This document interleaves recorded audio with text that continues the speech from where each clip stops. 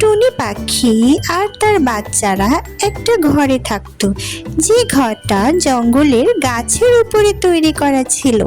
টুনি তার বাচ্চাদের খেয়াল রাখতো আর বাচ্চাদের জন্য সকালবেলা খাবার খুঁজতে যেত। সারাদিন খাবার খুঁজে সে রাতে বাসায় খাবার নিয়ে ফিরে আসতো। এভাবেই টুনি পাখির দিনকাল চলছিল বন্ধুরা। এদিকে জঙ্গলের মধ্যে বুলবুলি পাখির বাসাটা ছিল মাটির বাসা। সে সবসময় অহংকার করত যে তার বাসাটা সবার থেকে ভালো। সে তার বাচ্চাদেরকে সুইমিং পুলে গোসল করাতো বন্ধুরা। বাচ্চারা চলো চলো, তাড়াতাড়ি গোসল করবে, গোসলের সময় হয়েছে। মা, আমরা তো বাসায় থাকি, বাইরে কোথাও যাই না, গোসল করার প্রয়োজন নেই। আমাদের তো গায়ে কোনো ময়লা লাগেনি মা, আজকে গোসল করব না। এমন কথা বলতে হয় না, তোমরা সারাদিন খেলাধুলা করো, গা ঘামে, আর ঘামে গা থেকে গন্ধ আসবে। প্রতিদিন বাচ্চাদের গোসল করতে হয়, বুঝলে? বুলবুল পাখির বাচ্চারা তখন পাখির কথা মতো সুইমিং পুলে নেমে গোসল করতে শুরু করলো। বুলবুল পাখি প্রতিদিন একটি চেরি ফলের পরিবর্তে তার সুইমিং পুলে জঙ্গলের অন্য পাখির বাচ্চাদের গোসল করতে দিত। আমার ব্যবসার সময় হয়ে গেছে, এখনই পাখিরা খাবার নিয়ে আসবে, চেরি ফল খাবো। তখন হলুদ পাখি চেরি ফল নিয়ে বুলবুল পাখির বাসায় আসলো। বন্ধুরা, তোমার সুইমিং পুলে আমার বাচ্চাদের গোসল করাতে আসলাম। 2 বাচ্চার জন্য 2টা চেরি ফল লাগবে, তাহলেই পারবে। হলুদ পাখি ফল নিয়ে এসেছিল। হ্যাঁ বুলবুল পাখি, 2টা চেরি ফলই এনেছি, এই নাও চেরি ফল। হলুদ পাখি তার বাচ্চাদের বুলবুল পাখির সুইমিং পুলে গোসল করালো। তারপরে অন্যান্য পাখিরাও এভাবে প্রতিদিন বুলবুল পাখিকে চেরি ফল দিয়ে তাদের বাচ্চাদের গোসল করাতো। একদিন টুনি পাখিও তার বাচ্চা দুটোকে নিয়ে বুলবুল পাখির বাসায় গেল। কি টুনি, কি চাও তুমি আমার বাসায়? বোন, আমার বাচ্চাদের অনেক শখ, ওরা একটু সুইমিং পুলে গোসল করবে। এখানে গোসল করতে হলে আমাকে চেরি ফল এনে দিতে হবে। টুনি অবাক হলো। বন্ধুরা, আমার কাছে তো কোনো চেরি ফল নেই বুলবুল পাখি, এখন কি করব? বাচ্চা দুটোর অনেক শখ, ওদেরকে একটু গোসল করতে দাও। সুইমিং পুলে সাঁতার কাটলে ওরা অনেক খুশি হবে। তাহলে চেরি ফল নিয়ে আসো, তাহলেই গোসল করতে দেব, আর না থাকলে চলে যাও এখান থেকে। ঠিক আছে বোন। বাচ্চারা চলো তাহলে। টুনি মনে অনেক কষ্ট পেয়ে বুলবুলি পাখির বাসা থেকে উড়ে গেল। বন্ধুরা, মা, আমরা কি সুইমিং পুলে সাঁতার কাটতে পারবো না? টুনি তখন বাচ্চাদের সান্ত্বনা দিল। আমরা নদীতে গিয়ে সাঁতার কাটবো বাচ্চারা, তোমাদেরকে নদীতে নিয়ে যাচ্ছি, খুব মজা হবে। চেরি ফল আনতে জঙ্গল থেকে অনেক দূরে যেতে হবে। জঙ্গলের সেই দূরে পাহাড়ের কাছে টুনি বাচ্চাদেরকে বাসায় একা রেখে যেতে চায় না, তাই সে চেরি ফল আনতে পারেনি। বন্ধুরা, টুনি পাখি তখন তার বাচ্চাদেরকে নদীর কাছে নিয়ে গেল সাঁতার কাটার জন্য। টুনি পাখির বাচ্চারা তখন নদীর পানিতে খুব মজা করে সাঁতার কাটলো। বন্ধুরা, টুনি পাখির বাচ্চারা অনেক মজা করলো। ওই দিন বিকালে টুনির বাসায় হঠাৎ কালু কাক আসলো। বন্ধুরা, কি ব্যাপার টুনি, তোমার এত মন খারাপ কেন? এরকম উদাস হয়ে বসে আছো যে? কালু ভাইয়া, আমার বাচ্চাদের বুলবুল পাখির সুইমিং পুলে গোসল করার অনেক শখ, কিন্তু বুলবুল পাখিকে 2টো চেরি ফল এনে দিতে হবে। এত দূর থেকে আমি কিভাবে তা এনে দিব? তাই বাচ্চারা সুইমিং পুলে সাঁতার কাটতে পারছে না, তাই মনটা একটু খারাপ কালু ভাইয়া। বাচ্চাদের বাসায় একা রেখে অত দূরে আমি যেতে চাচ্ছি না।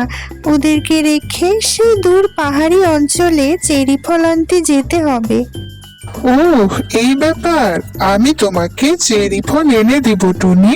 ওই অঞ্চলে আমি প্রায়ই যাই, তুমি কোনো চিন্তা করো না।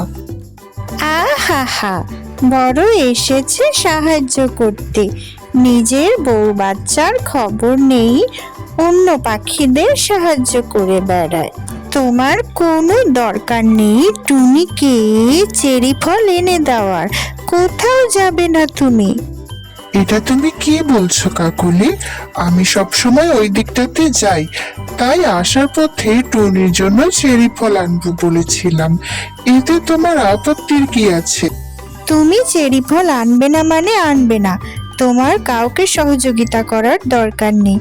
আমাদের ছেলেটা কতদিন ধরে আপেল খেতে চাইলো, কই তুমি তোর জন্য আপেল এনে দাওনি? আমার সাথে বাসায় চলো এক্ষুনি। কালু কাকলির কথায় উড়ে গেল। মা, আমিও সুইমিং পুলে গোসল করব, আমিও সুইমিং পুলে সাঁতার কাটবো। তুই এমনিতেই অনেক পরিষ্কার আছিস রে, তোর আর গোসল করার কোনো দরকার নেই, বাসায় তো সারাদিন বসেই থাকিস। টুনির বাচ্চারা বাসায় খেলছিল বন্ধুরা। হঠাৎ টুনির বাসায় কালিয়া কাক এসে হাজির হলো। টুনিকে এসে বলল, টুনি, আমি বাইরে থেকে সব শুনতে পেয়েছি। আমি তোর বাচ্চাদের দেখভাল করব। তুই যা, গিয়ে চেরি ফল নিয়ে আয়। আর কোনো চিন্তা করিস না টুনি, আমি তো আছি। আমাকে বিশ্বাস করে তোর ছেলে মেয়েদের আমার কাছে রেখে যা। টুনি দুষ্টু কালিয়ার কথা কিছুতেই মনে মনে বিশ্বাস করতে পারছিল না বন্ধুরা। তার মনে মনে কালিয়াকে সন্দেহ হয়, কিন্তু চেরি ফল যে সে আনতে চায়। কালিয়া দাদা, তুমি আমাকে কেন সাহায্য করতে চাইছো? আমারও চেরি ফল খেতে খুব ইচ্ছে করে টুনি। তুই আসার সময় আমার জন্য বাড়তি চেরি ফল নিয়ে আসবি, তাই আমি তোকে সাহায্য করছি। আচ্ছা ঠিক আছে, আমি তোমার জন্য ফল নিয়ে আসব। তুমি আমার বাচ্চাদের একটু দেখে রেখো কালিয়া দাদা। কালিয়ার কথা মতো টুনি তার বাচ্চাদেরকে দুষ্টু কালিয়ার কাছে রেখে চেরি ফল আনার জন্য চলে যায়। শুনেছি টুনি যে এলাকায় গেছে সেখানে ঝড় তুফান হবে। টুনি ঝড় বৃষ্টিতে আর বেঁচে ফিরে আসতে পারবে না। ওর বাসাটা এখন আমি দখল করব। ওর ছেলে মেয়েদের এক্ষুনি বাসা থেকে বের করে দিব।